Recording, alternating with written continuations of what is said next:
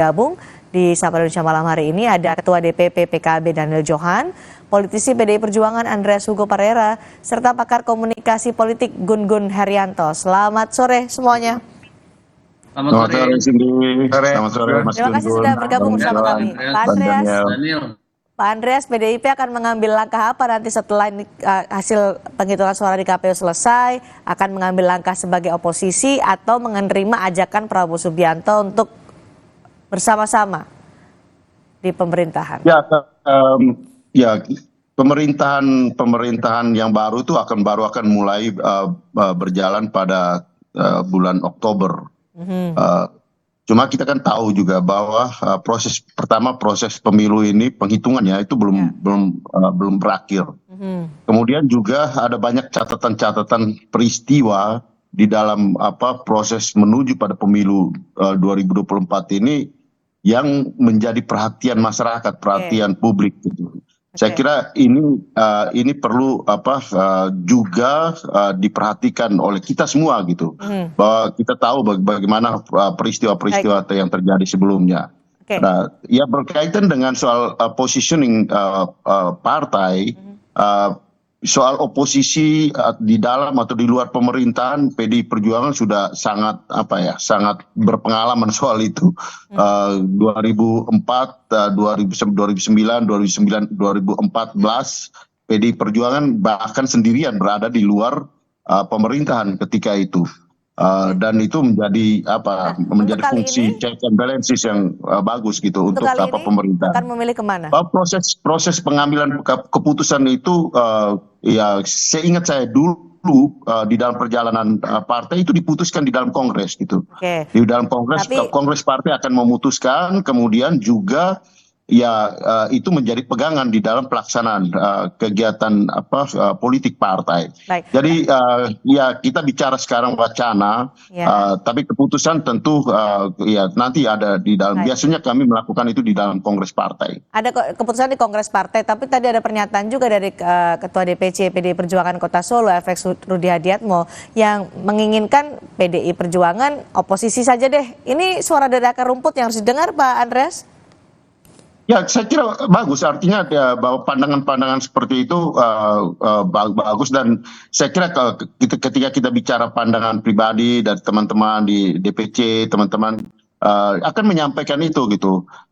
Saya kira pengambilan keputusan itu karena pemerintahan ini masih berjalan sampai dengan Oktober nanti, dan ya kita tahu bagaimana proses perjalanan menuju 2024 ini juga. Menuju Oktober 2024 ini juga kita lihat akan terjadi apa yang terjadi di dalam proses perjalanan itu gitu. Sehingga pengambilan positioning partai itu saya belum tahu persis, karena kami sekarang masih fokus juga di daerah, masih mengikuti penghitungan terutama yang sekarang terjadi di Pileg, karena lebih rumit daripada penghitungan di Pilpres. Tapi nanti ketika situasi ini menjadi lebih pasti ke depan, saya kira partai akan mengambil sikap soal itu. Baik, Pak Daniel, PKB sudah mengambil sikap politiknya, apakah nanti akan bergabung dengan atau menerima ajakan Prabowo Subianto atau memilih menjadi oposisi? Ya, terima kasih. Yang pasti itu belum ada pembahasan secara detail, secara matang, karena saat ini kami sedang fokus mengawal penghitungan suara sampai tuntas. Ya, jadi setelah itu mungkin akan ada pembahasan. Tetapi apakah menjadi oposisi atau berkoalisi, ya PKB kedua pilihan itu siap. Tetapi nanti pembahasannya setelah kita melakukan pengawalan agar final dan untuk memastikan tidak ada kecurangan di dalam proses pemilu dan pilpres saat yang sedang berlangsung ini, Mbak. Ini karena suara PKB ini kan seksi sekali di pemilu legislatif 2024 ini. Kalau mengacu pada hasil quick count, suara yang diperoleh PKB melejit nih di tahun ini 2024, pasti akan diperebutkan, akan diajak sebagai kawan dalam pemerintahan atau akan menjadi oposisi. PKB kalau dari sejarahnya kan jarang nih menjadi oposisi. Ya, kalau dari sejarah berdirinya PKB selalu berada di posisi yang menang pilpres ya. Nah, baru kali ini, tetapi ini belum final, Mbak. Jadi kita tunggu Atau menunggu pinangan nih PKB? Menunggu pinangan. PKB selama ini selalu menjadi daya tarik dari seluruh partai ya, baik dalam persoalan koalisi Pilpres, karena memang dia menjadi kekuatan yang selalu diperhitungkan. Ya apalagi dengan meningkatnya suara dan kursi saat ini tentu akan semakin menarik untuk dipinang baik oleh yang koalisi manapun nanti. Tetapi ya posisi itu akan benar-benar kita pikirkan dan tentu kita akan konsultasikan dengan seluruh kader untuk kebaikan masyarakat dan untuk kebaikan partai sendiri ke depan nanti menjadi pertimbangan yang besar. Oke, Mas Gun Gun, menurut Anda kemana ke arah politik dari PDI Perjuangan dan juga PKB pasca pemilu? Akankah ada di barisan pemerintah atau oposan? Ya, memang saya memahami bahwa terlalu dini untuk kemudian menanyakan ini ke Bang Daniel atau Bang Andreas ya, karena pasti ya posisi politik itu akan ditentukan setelah kemenangan ya, karena kalau ini kan keunggulan count, kemenangan itu nanti definitif dinyatakan atau ditetapkan oleh KPU. Pasti akan positioning itu akan semakin jelas, tetapi komunikasi politik menurut saya akan tetap dibangun. Yang jelas di dalam maupun di luar pemerintahan itu menurut saya sama pentingnya.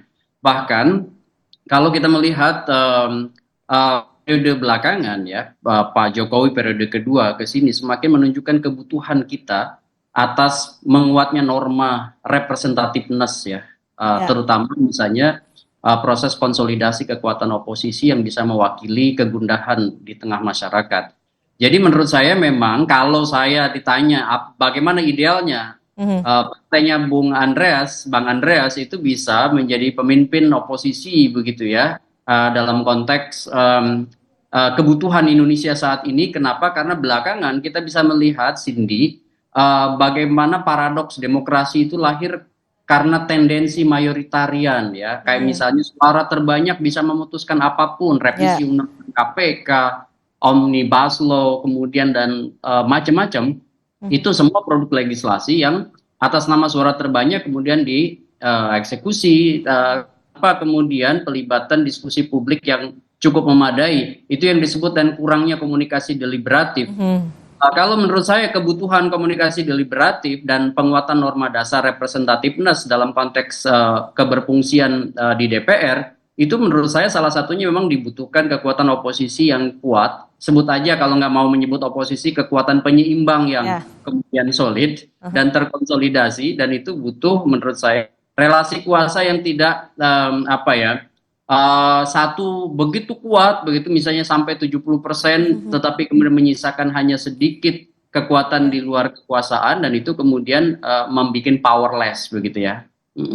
Oke, nah tapi kalau kita melihat PDI Perjuangan, PKB, PDI Perjuangan kan kita partainya Jokowi lah kalau masih dibilang sekarang, karena sampai sekarang juga masih lekat dengan itu, karena kartu tanda anggota juga masih belum selesai urusan itu. Apakah ini akan menjadi satu pertimbangan bagi PDI Perjuangan akan bergabung atau menentukan arah politiknya nanti pasca pemilu?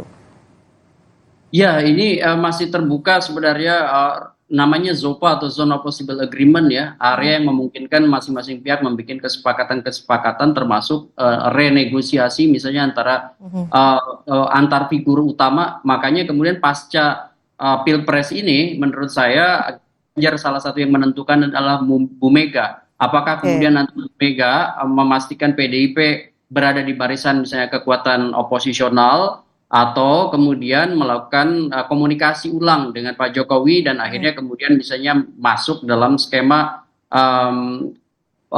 power sharing di kabinet nanti. Nah ini tentu akan menentukan sekali, termasuk partainya Bang Daniel sekarang ini betapa signifikannya posisi PKB. Andai misalnya kita membayangkan PDI Perjuangan, PKB itu tetap konsisten, karena dari kemarin kan narasi-narasi ketidakpuasan terhadap pemerintahan Pak Jokowi ya, itu kan sebenarnya menguat, dan itu kemudian kalau misalnya besok menjadi dua di antara partai yang memosisikan diri sebagai oposisi atau kekuatan penyeimbang, menurut saya dahsyat.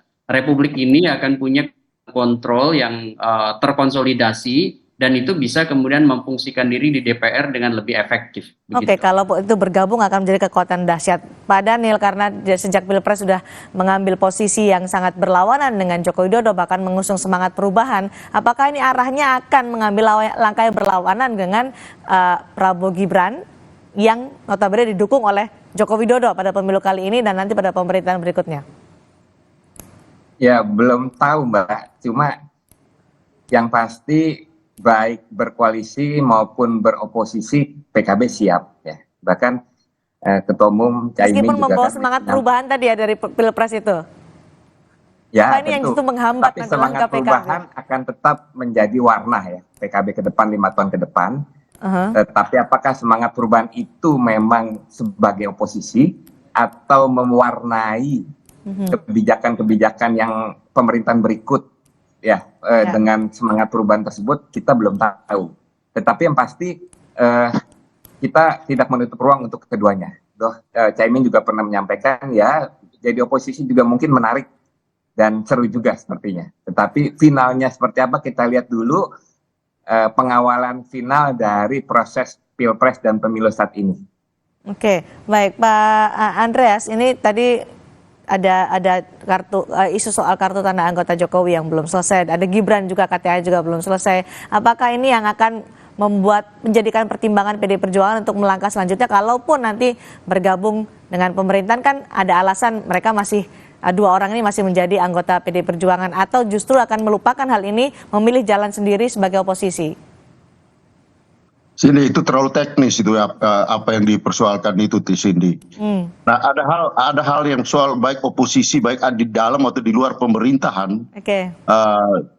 Kalau diputuskan sekarang itu sama dengan melegitimasi proses pemilu yang sedang berjalan ini gitu. Nah, oleh karena itu penting juga kita menghargai banyak orang di luar yang masih memperhatikan dan melihat banyak hal-hal yang terjadi yang sebenarnya ya ini adalah hal-hal yang mencederai proses demokrasi yang berjalan. Nah, ini harus dihargai juga gitu proses ini. Sehingga pembicaraan tentang oposisi maupun berada di dalam maupun di luar, saya kira itu kita tidak menghargai orang-orang yang masih melihat.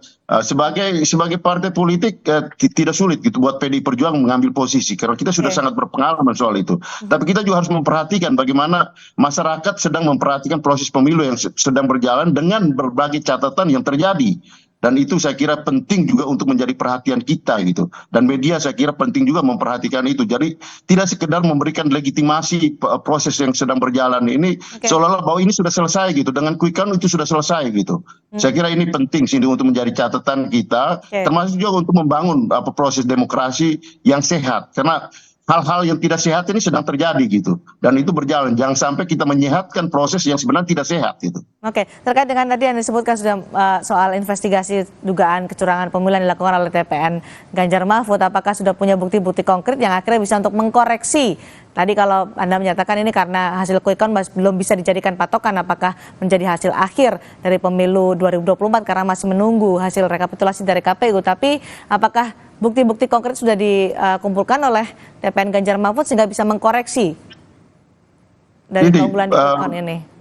Yang terjadi ini kan proses penghitungan, proses pemilu ini. Tetapi bagaimana peristiwa-peristiwa menuju pemilu itu kan juga menjadi banyak perhatian masyarakat gitu. Kita lihat bagaimana para pemerhati berkomentar tentang proses perjalanan menuju 14 Februari ini. Bahwa peristiwa 14 Februari itu adalah peristiwa pemilu itu sendiri. Tetapi perjalanan menuju ke sana, nah ini saya kira banyak hal yang menjadi perhatian dan menjadi catatan di mata publik, di masyarakat. Ini harus menjadi perhatian kita juga gitu.